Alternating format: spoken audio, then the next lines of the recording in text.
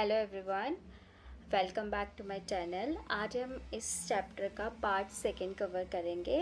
Last video में हमने discuss किया था ब्रह्मपुत्र रिवर सिस्टम तक, जो कि हिमालयन रिवर्स का पार्ट थे। ठीक है, अब हम डिस्कस करते हैं जो उसके सेकंड मेजर डिवीज़न है, द पेनिनसुलर रिवर्स। उसमें सबसे पेनिनसुलर रिवर्स हमने जैसे कि ऑब्वियसली पढ़ा था, ये जो है पेनिनसुलर प्लाटो करके हमने लास्ट वीडियो में पढ़ा था। तो उन एरिया से ये निकलती है रिवर्स। बेसिकली ये लाइक हिमालय से बह के नहीं आती, जो से ग्लेशियर्स का पिघलता है, तो इसीलिए इन्हें पेनिनसुलर रिवर्स भी कहा जाता है। ठीक है, तो सबसे पहले हम यहाँ पे बात करते हैं द नर्मदा बासिन या बेसिन। ठीक है, तो इसमें सबसे पहले हम देखते हैं कि ये कहाँ से निकलती है। तो ये जो है अमरकंटक हिल्स, जो कि एमपी यानी मध्य प्रदेश में पड़ती है, वहाँ से निकलती हैं। ठीक है, अब ये वेस्ट की तरफ फ़्लो करती है। तो जब ये वेस्ट की तरफ फ़्लो करती है तो इसकी बहुत सारी ट्रिब्यूटरीज ऑब्वियसली जो इसकी सहायक नदियाँ होंगी वो इसमें आके मिलेंगी। बट वो जो सहायक नदियाँ बेसिकली इसमें आके मिलती हैं वो खुद भी इतनी बड़ी नहीं होती हैं। ठीक है, और फाइनली ये जो मेन नर्मदा बेसिन बनता है ये एमपी एंड गुजरात में बनता है। तो बेसिकली एक सिंगल रिवर सिस्टम।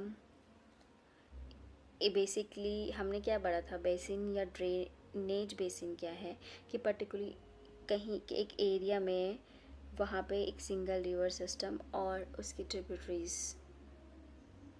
कैसे कैसे कवर कर रही है, लाइक दैट। ठीक है, वो एरिया पूरा उसके उस मेन नदी और उसके ट्रिब्यूटरीज द्वारा ड्रेन किया गया है। तो ये नर्मदा बेसिन वाला जो मेन एरिया पड़ता है वो एमपी और गुजरात में पड़ता है। ठीक है, उसके बाद हम नेक्स्ट बात करते हैं द तापी बेसिन या Tapi river system, you can say.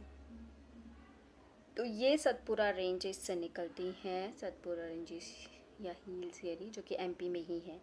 ठीक है, तो ये फ़्लो करती है रिफ्ट वैली की तरफ, इनर रिफ्ट वैली मतलब ये जैसे नर्मदा रिवर जा रही है ऐसी तापी नदी भी जाती है। ठीक है, तो ये इधर विंध्यास रेंज शो कर रखी है, फिर इधर सतपुरा रेंज कर रखी है। तो रिफ्ट वैली बेसिकली क्या होता है कि जब अर्थ क्रस्ट में ना क्रैक आ जाता है, उसकी वजह से कुछ ऐसा सा दिखने लग जाता है, वो एरिया आधा एरिया थोड़ा सा इधर चला गया, आधा इधर, बीच में वैली जा रही है, तो इसको रिफ्ट वैली कहा जाता है। तो यहाँ से ये बहते हुए जाती है और ये जो एरियाज़ कवर करती है वो है मध्य प्रदेश यानी एमपी, फिर गुजरात एंड देन महाराष्ट्र। ठीक है, और यहाँ की जो भूमि होती है जहाँ से ये रिवर जारी होती है उसके आसपास की जो लैंड होती है वो काफ़ी उपजाऊ होती है, यानी फर्टाइल लैंड होती है। और इसी वजह से कई एरिया में ये इम्पॉर्टेंट सोर्स फॉर इरिगेशन भी होता है। ऑब्वियसली रिवर्स के आसपास से जा रही होगी आपके उसमें, तो वो जहाँ वहाँ पे रहने वाले लोगों के लिए वो एक इम्पॉर्टेंट सोर्स ऑफ वाटर है। अब उस वाटर का इस्तेमाल वो अलग अलग तरीके से कर सकते हैं। ठीक है, उसके बाद हम तीसरा बात करते हैं द गोदावरी बेसिन। ठीक है, गोदावरी बेसिन में हम बात करते हैं, इसे सबसे पहले तो लार्जेस्ट पेनिनसुलर रिवर माना जाता है। जो भी पेनिनसुलर रिवर्स अभी हम पढ़ेंगे उन सबसे ज़्यादा जो लार्जेस्ट है वो गोदावरी है। ये राइज होती है नासिक, जो कि महाराष्ट्र में पड़ता है, ये रहा। ठीक है, ये ऐसे करके जा रही है और ये फाइनली चली जाती है बे ऑफ बंगाल में। ठीक है, आप यहाँ पे देख भी सकते हैं कि कैसे ये जा रही है और इसकी जो लेंथ होती है वो 1500 किलोमीटर के आसपास होती है। ये महाराष्ट्र, एमपी, उड़ीसा, आंध्र प्रदेश, इन सब एरियाज़ को कवर करती है। बेसिकली ये एरिया हमारे सेंट्रल हाईलैंड्स और हमने जो दक्कन ट्रैप या दक्कन प्लाटो के बारे में, पेनिनसुलर प्लाटो के बारे में पढ़ा था बेसिकली, है ना। तो उन सब रीजन या एरियाज से ये जा रही हैं नदियाँ। ठीक है, और इसकी सहायक नदियाँ जो हैं, इसकी ट्रिब्यूटरीज पूर्णा, वर्धा, प्राणहिता, मांजरा एट्सेट्रा। और इसे दक्षिण गंगा भी कहा जाता है। और इसे क्यों कहा जाता है, क्योंकि ये जो एरिया है बहुत लार्ज एरिया को ये कवर करती है। ठीक है, और इसकी लेंथ भी काफ़ी लंबी है और एरिया बहुत काफ़ी ज़्यादा कवर करती है, जिसकी वजह से इसे दक्षिण गंगा भी कहा जाता है। उसके बाद नेक्स्ट हम बात करते हैं द महानदी बेसिन। तो इसकी जो लेंथ है 860 किलोमीटर की होती है और ये राइज करती है छत्तीसगढ़ में। ठीक है, छत्तीसगढ़ से ये पूरा एरिया दे रखा है, वहाँ से फ़्लो करती है, राइज करती है बेसिकली।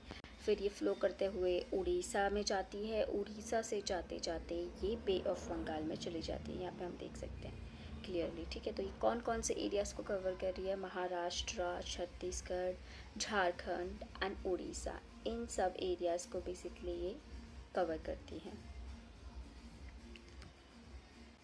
उसके बाद हम बात करते हैं the Krishna basin. So Krishna basin की अगर हम बात करें, कृष्णा रिवर सिस्टम की बात करते हैं छोटे में, तो ये राइज करती है महाबलेश्वर से। ठीक है, सो उसके बाद ये वहाँ से राइज करते हुए अलग अलग एरिया से जाते हुए, जिसमें महाबलेश्वर में हो गया, उस मतलब महाराष्ट्र में महाबलेश्वर होगा, उसके बाद कर्नाटका, आंध्र प्रदेश, इन सब से होते हुए ये भी बे ऑफ बंगाल में चली जाती है। ठीक है, तुंगभद्रा, कोयाना, गायप्रभा, मूसी, भीमा, तो ये सब इसकी जो है कुछ सहायक नदियाँ हैं और इसकी लेंथ 1400 किलोमीटर होती है।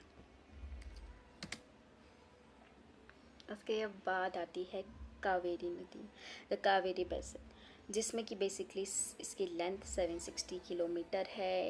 ये ब्रह्मगिरी रेंज से राइज करती है और वहाँ से राइज करने के बाद, और ये जो ब्रह्मगिरी रेंज है बेसिकली वेस्टर्न घाट्स की तरफ के एरिया में पड़ता है। ठीक है, और उसके बाद वहाँ से जाते हुए ये मतलब तमिलनाडु से जाते हुए ये बे ऑफ बंगाल में चली जाती है।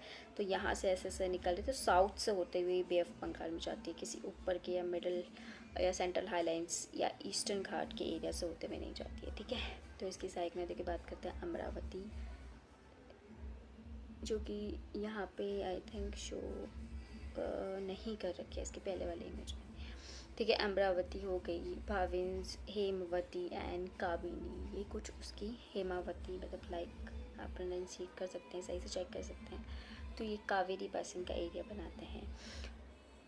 और उसके बाद ये कर्नाटका, केरला, तमिलनाडु, इन सब एरियाज़ को कवर करते हुए जाती है basically. Thank you so much for watching till end.